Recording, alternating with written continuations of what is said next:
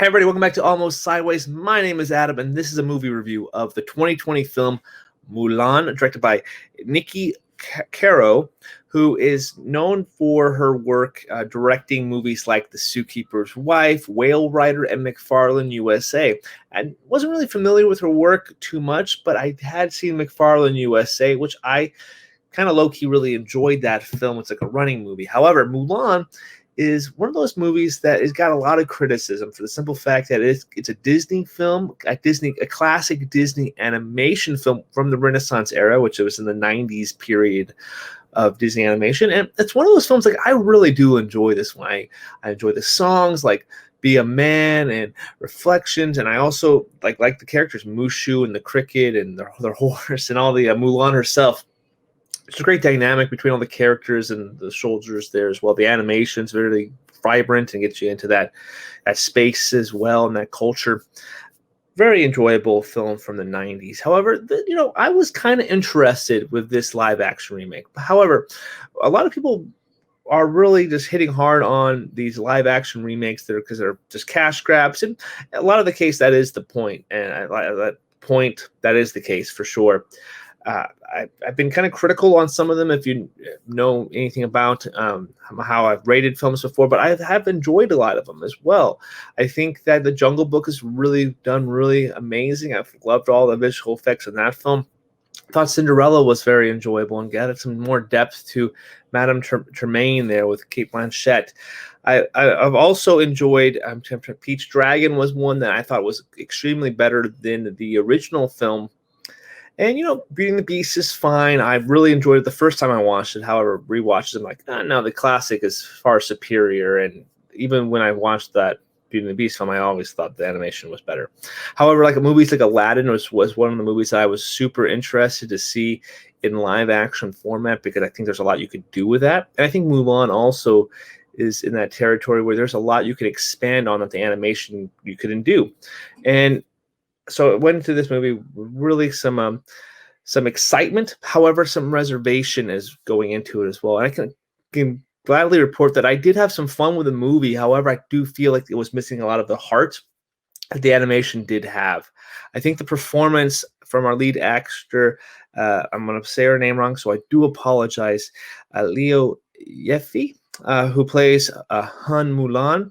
I thought she did really good in a lot of her points. However, I don't feel like she was as charismatic of a character compared to the animation one. I think that's really hard to compare a live action performance to an animation performance. However, I just felt like the voice actress in the animated Mulan was able to bring a little bit more life to that character. That's where I really found a lot of my kind of criticisms with this 2020 version, is that a lot of the life kind of seems to be sucked out of the film a little bit, and there's not so much heart in there.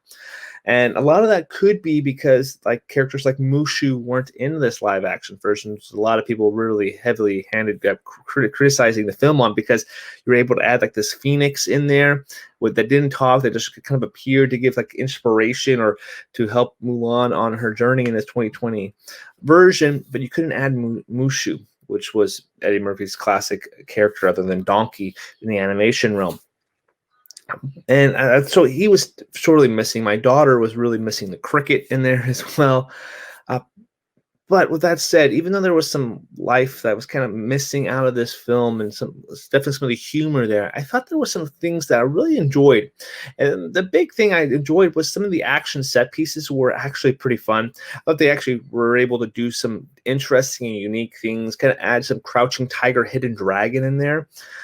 With some of the martial arts stuff, especially with the enemy running up the walls, and then a lot of the kicks that Mulan was able to do. I thought that it was all really done well. And overall, I did enjoy the performance from Liu Yifei, who played Mulan here.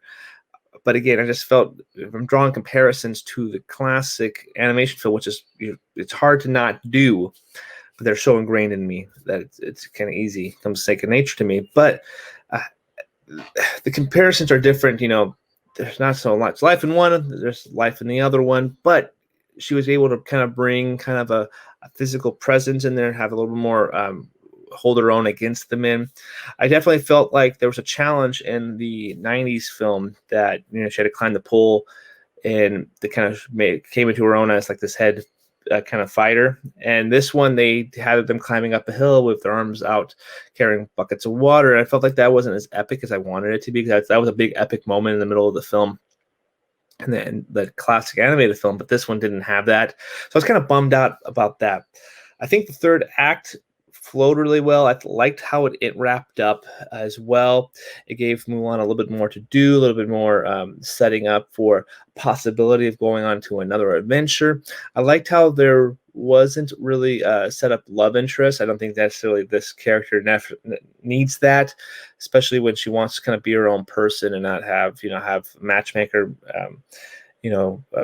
pick her match or whatever. She kind of wants to bring honor to her family, even though she's constantly being reminded that she's dishonoring her family by the way she doesn't move into how the culture necessarily wants you to be in. So I did enjoy that. The ending was a little different, and overall, though, I had fun with this movie.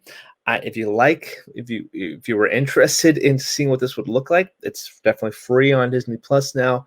Something that I would recommend you guys watch if you're a fan of these live action remakes. If you're kind of, I don't like these are just cash grabs, no interest whatsoever, yeah, I would pass on this. I overall, I give it like 2 stars out of 4. It's an enjoyable 2 stars, but I can't go any higher than that because there was something missing out of it, and it's something that it was just off to me, and it is what it is for sure. And yeah, that's pretty much my thoughts on Mulan 2020. My daughter liked this a lot, and even we watched this with my wife's sisters as well, and they found enjoyment out of it, but they kind of felt the same way. The animation was a lot better, but my daughter really enjoyed it a lot. She always asked for that cricket though, so there's that. Anyway, guys, thank you so much for checking out my review on Mulan 2020. If you guys like movie conversations and videos like this, make sure you hit that subscribe button today to stay up to date. Make sure you guys join the conversation. We'd love to hear your thoughts not on this movie, but other movies as well. Anyway, until next time, guys, I'll see you later.